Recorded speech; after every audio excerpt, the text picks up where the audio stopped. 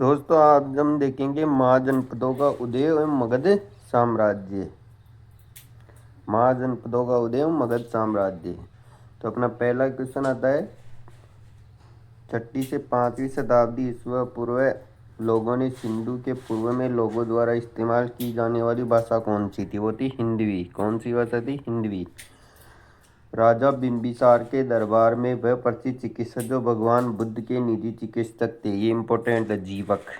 भगवान बुद्ध के चिकित्सक का क्या नाम था? जीवक। 6ठी शताब्दी ईस्वी पूर्व जैन और बौद्ध धर्म ग्रंथों में महाजनपदों का उल्लेख किया गया था। 16 महाजनपदों का उल्लेख किया गया था। प्राचीन भारत की राजधानी कौन सी थी? प्राचीन भारत की राजधानी थी पाटलिपुत्र।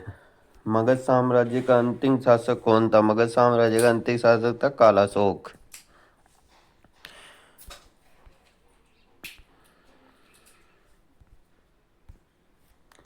मगध की राजधानी राजगृह से पाटलिपुत्र स्थानांतरित की थी। वो की थी अजातशत्रु ने। पाटलिपुत्र से राजगृह से पाटलिपुत्र स्थानांतर किसने की थी? अजातशत्रु ने। बिंबिसार कहाँ का शासक था? वह मगध का शासक था। मगध साम्राज्य की राजधानी कौन सी थी? तो मगध साम्राज्य की राजधानी थी राजगीर। आर्य संस्कृति के सर्वोच्च काल में गंगा घाटी के जनपद जो संख्या में 16 थे। प्राचीन काल में अवध को कौशल के नाम से भी जाना जाता था। 16 महाजनपदों का उल्लेख है अंगुर निकाय में। कहाँ पे स्थित है? अंगुर निकाय में। कलिंग नरेश खारवेल संबंधित था। कलिंग नरेश खारवेल संबंधित था चेदी वंश से। किससे? चेदी वंश से।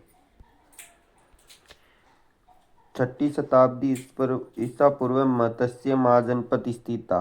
मत्स्य महाजनपद था राजस्थान में। प्राचीन नगर के अवशेष कुम्भरहाल पाटलिपुत्र में। मालव क्षेत्र में मगध की सत्ता का विस्तार हुआ था शिशुनाग के समय। मगध का शासक जिसने राज्यारोहण के लिए अपने माता पिता की हत्या कर दी थी वह था अजातशत्रु। मगध का सम्राट जिसने राम के नाम से जाना जाता है वह था महागणनंद। श्रावती प्राचीन श्रावस्ती का नगर विन्यास व आकृति थी। तो प्राचीन श्रावस्ती नगर विन्यास एवं आकार था अर्धचंद्राकार। कैसा था? अर्धचंद्राकार। 6ठी शताब्दी ईस्वी पूर्व शक्तिमती राजधानी थी। शक्तिमती कहाँ की राजधानी थी? चेदी की।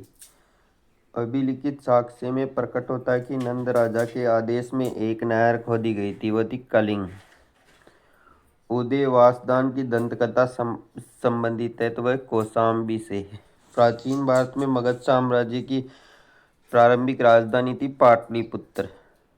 मगध महाजनपद नदियों से घिरा होता है, गंगा और सोन नदियों से।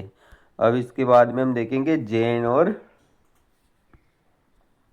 बौद्ध साम्राज्य। पहले ये टॉपिक पूरा हो जाए फिर उसके बाद में देखेंगे जैन और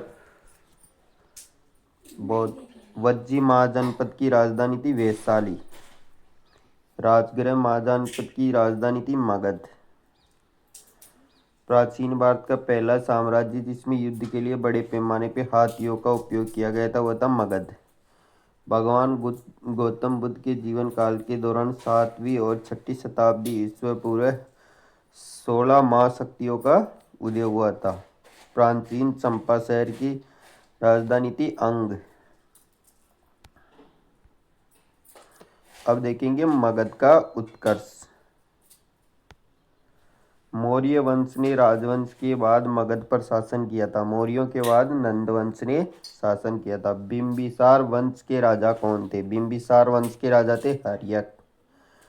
प्रसिद्ध चिकित्सक जीवक की नियुक्ति बिंबिसार के काल में हुई थी। प्रसिद्ध चिकित्सक जीवक की नियुक्ति बिंबिसार के काल में हुई थी। हर्यक वंश में मगध के पहले शासक कौन थे? बिंबिसार। नंद वंश का अंतिम शासक कौन था? घनानंद। हर्यक वंश का शासक अजातशत्रु बिंबिसार का पुत्र था।